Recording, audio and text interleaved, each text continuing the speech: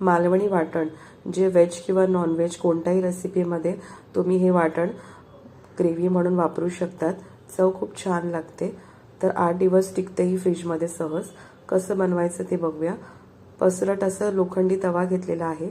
त्याच्यामध्ये अर्धा कवळ सुका नारळ घेतलेला आहे किसून. तो छान असा आपल्याला मंद आचेवरती भाजून घ्यायचा आहे. हे वाटण मंद आचेवरतीच छान खरपूस भाजून घ्यायचं आहे.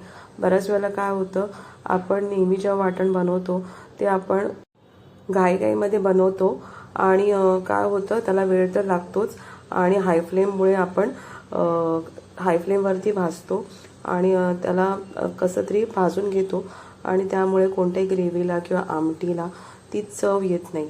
त्यामुळे तसं न करता आपला वेळ वाचावा आणि जेवणाला चव यावी यासाठी आपण 8 दिवस असं मंद आचेवरती छान खरपूस भाजून ठेवू शकतो. तर सुकं नारळ आपण छान आधी भाजून घेतलेला आहे. यानंतर 1 चमचा तेल घालून यामध्ये 10 ते 12 लसूण पाकळ्या, 1 इंच आलं आणि 3 ते 4 हिरव्या मिरच्या घालून 1 मिनिट असं परतून घ्यायचं आहे. सुरुवातीला आपण परतून घेतल्यानंतर यामध्ये दुसरे मसाले आपण घालणार आहोत.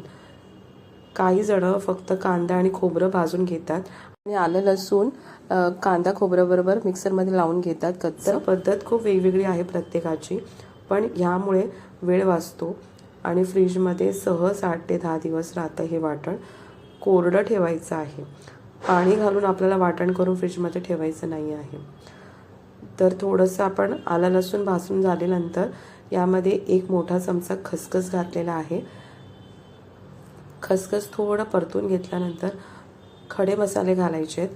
त्या खड्या मसाल्यामध्ये 1 चमचा धणे, 1 छोटा चमचा काळी मिरी, 7 ते 8 लवंगा, 1 दालचिनीचा मोठा तुकडा, चक्री फूल, 2 तमालपत्र आणि 2 हिरवी वेलची असं आपण खड्या मसाल्यामध्ये घेतलं आहे. हे आपण वाटणामध्येच घातल्यामुळे जे आपण ग्रेव्ही बनवतो तेव्हा दुसरा कोणताच मसाला घालायची गरज नसते. फक्त आपला ठेवणीतला मसाला म्हणजेच मालवणी मसाला आपण घालून ती ग्रेव्ही सहज बनवू शकतो. तर छान असं आपण खरपूस भाजून घेतलं की आपण हा मसाला काढून घ्यायचा आहे. जास्त भाजत बसायचं नाही, नाहीतर कडवट चव येणार जास्त करपून गेलं तर. यात परत आपण 1 चमचा तेल घेतलं आहे आणि 2 मोठे आकाराचे कांदे घालायचे आहेत. तुम्ही म्हणणार कांदे आणि 8 दिवस आपण कसं ठेवायचे? आपण बऱ्याच वेळेला कांदा लसूणही वापरतो मसाला. तर काय होतं, तर जास्त दिवस कसा टिकतो? आपण मसाला किती आपण कशा पद्धतीने भाजतो, कचवट तर ठेवत नाही त्यावरती मसाला तो टिकतो. तसंच आपण कांदासुद्धा छान असा खरपूस भाजून घेणार आहोत. तो त्याच कारणाने 8 दिवस सहज टिकतो. पण बऱ्याच जणी काय करतात, फक्त खोबरं भाजून ठेवतात आणि आयत्या वेळेला कांदा भाजून बाकीचं वाटण तयार करून त्याची पेस्ट बनवून ठेवतात. तर इथे आपण भाजून छान घेतलेला आहे कांदा. यावरती आपण 1 मोठा सुका नारळ, ओला नारळ किसून घेतलेला आहे. जो कवळा अजिबात नाही आहे, सुका नारळ आहे. कवळा असला तरी तो बेचवच लागते.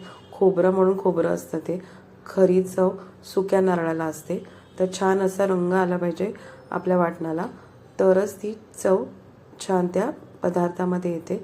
असं मंद आचेवरती भाजून घेतलं, छान असा रंग आला की आपण हे काढून घ्यायचं तव्यावरून. आता पूर्ण आपण सर्व जिन्नस भाजून घेतलेला आहे. ह्याला पूर्ण आपल्याला थंड करून घ्यायचं आहे आणि थंड करून ह्याला मिक्स करून थंड करून स्टीलच्या डब्यामध्ये भरून ठेवायचं आहे. प्लास्टिकच्या डब्यामध्ये अजिबात भरायचं नाही आहे. स्टील किंवा काचेच्या डब्यामध्ये आपण भरून ठेवायचं आहे आणि फ्रीझरमध्येही वाटण ठेवायची काही गरज नाही आहे. ते खाली सहज जिथे आपण इतर भाज्या किंवा इतर दूध वगैरे ठेवतो त्याच ठिकाणी आपल्याला हा डबा ठेवून द्यायचा आहे आणि जेव्हा कधी गरज असेल तेव्हा 10 मिनिटं अगोदर बाहेर काढून ठेवायचं आहे आणि वाटण करून घ्यायचं आहे. तर हेच वाटण वापरून आपण ग्रेव्हीची भाजी कशी बनवायची ती पण मी दाखवली आहे. शनिवार होता, थोडे सुरलेली जी काय भाज्या आहेत त्या सगळ्या एकत्र करून मी मटारची भाजी बनवलेली आहे. तर ती कशी बनवायची ते पण मी इथे दाखवते. अशी पसरट डबा घेतला. स्टीलचा डबा नसेल तर 2 पैसे थोडे घालून तो डबा घ्या. त्यांनी तब्येत छान राहते आणि तो डबा कायम आपल्याला वापरायला मिळतो, त्यासाठी सांगते. तर असं भरून ठेवून द्यायचं आपल्याला. आता लागेल तेव्हा जास्त पण खोबरं जेवणामध्ये घातलं तर जी ॲक्च्युअल चव असते रेसिपीची ती निघून जाते. त्यामुळे जितकं लागेल तितकंच आपल्याला खोबरं घ्यायचं आहे. तर मी आता उसळीला मोजून 4 चमचे घेतलेले आहे. आता ही उसळ मी 2 वेळेसाठी बनवते आणि सकाळच्या डब्यासाठी बनवते. सकाळच्या डब्याला घाई भरपूर असते. मी मटारची उसळ करते.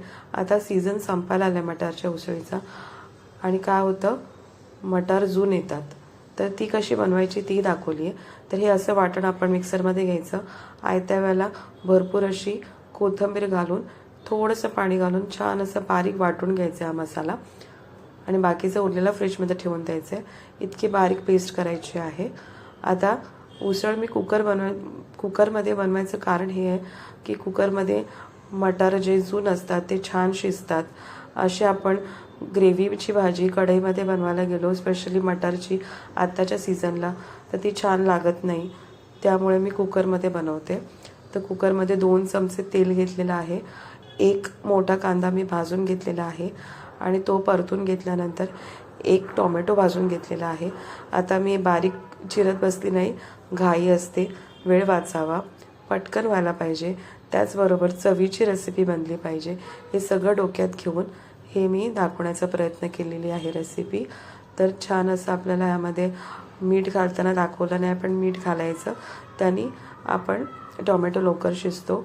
थोडीशी हळद आणि मी हिंग घातलं आहे, सगळ्याच रेसिपीमध्ये घालते, पचनासाठी चांगलं असतं म्हणून. आणि 2 मोठे चमचे मी मालवणी मसाला घातला आहे आणि वाटण घातलेलं आहे. मालवणी मसाला कोणता, 2 असतात मालवणी मसाला, एक स्पेशल मालवणी मसाला आणि मालवणी मसाला. स्पेशल मालवणी मसाला चांगली असते चव, त्यामुळे ती घेतली तर थोडी जास्त असते कॉस्टली पण चवीला खूप चांगला असतो.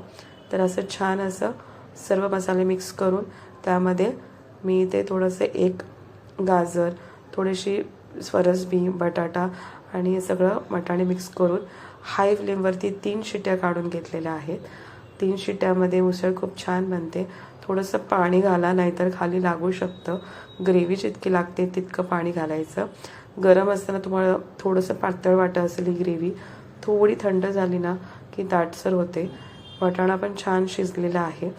कुकर होतो तोपर्यंत आपण चपात्या एका साईडला करू शकतो, त्यामुळे वेळही आपला छान वाचतो. तर अशी ही ग्रेव्ही, मटार ग्रेव्ही तयार झालेली आहे. तर अशी बनवून ठेवायची आहे आणि दोन्ही वेळेला लंच किंवा डिनरसाठी तुम्ही सहज ही जास्त बनवून ठेवली की ती राहते, नासतही नाही. तर नक्की बनवा.